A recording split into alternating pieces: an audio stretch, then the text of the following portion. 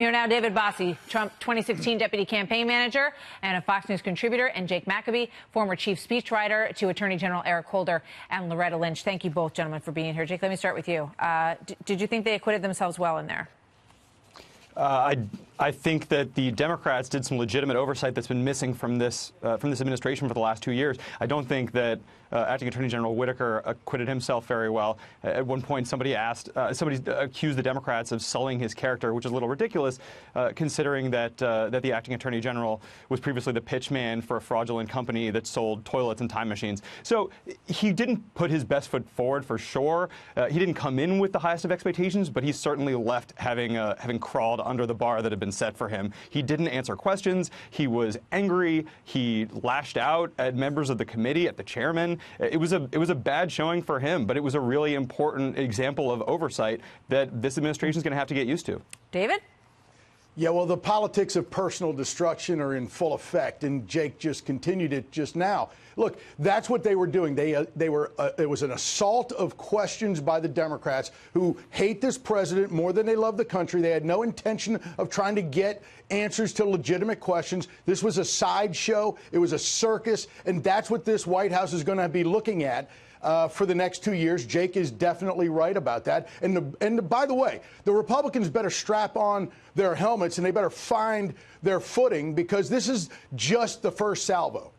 You know, I mean, it raises a question. I had Trey Gowdy on the other night. He said if I were advising Matt Whitaker, which he wasn't, but, you know, he said if I were asked, I would tell him not to go. You know, there's going to be a new attorney general in a matter of days. And it was pretty clear where this was going to head.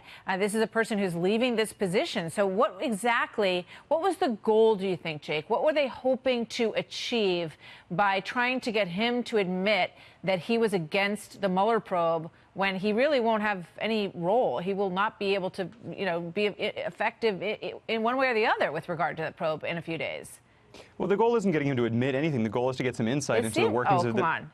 No, they definitely wanted him to admit that he was biased against the probe, that he thought it was a witch hunt, and that he had been actively trying to do what he could within his ability to, you know, to leak information, to get information out there about anything he knew. He said he hasn't seen the report. So how can you say that, based on their questions that we just showed, that that wasn't part of their mission today?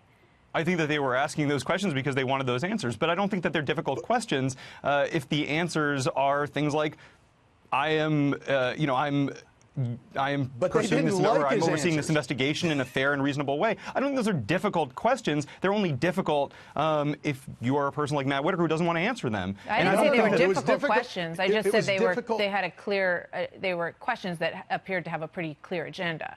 Yes, there are questions that seem to have a clear answer that he didn't want to touch. He said the Democrats didn't want their answers.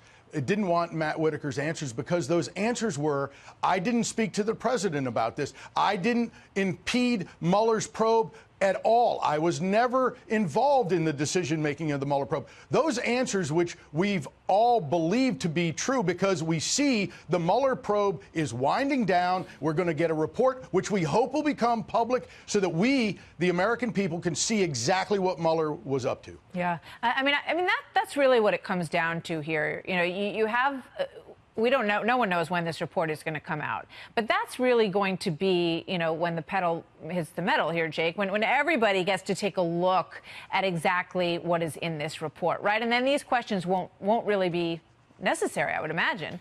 Certainly, I think it's really important that the public get a look at this report. Now, William Barr, who's been nominated to be Attorney General, hasn't said whether he would allow it to become public. So that's a real problem. But I definitely agree that it should become public, that people should be able to see the results of this probe. Yeah. But part of what we want to make sure of, and part of what Democrats are trying to make sure of, is that this probe is being carried on appropriately and is not being impeded by the president or his staff any more than he's already admitted to doing it. I got 20 seconds left. Final thought, David? No, I think that it's self-evident that Matt Whitaker said today very clearly he didn't talk to the White House, didn't talk to the president, didn't impede this investigation. That definitely came out, even though the Democrats on the committee were rude to him and didn't even allow him to answer fundamental questions. It was a ridiculous Congressman, Chairman Nadler said he's going to bring him back and possibly under subpoena to get answers to those questions. So we'll see what happens. Gentlemen, thank you both very much. Good to have you here.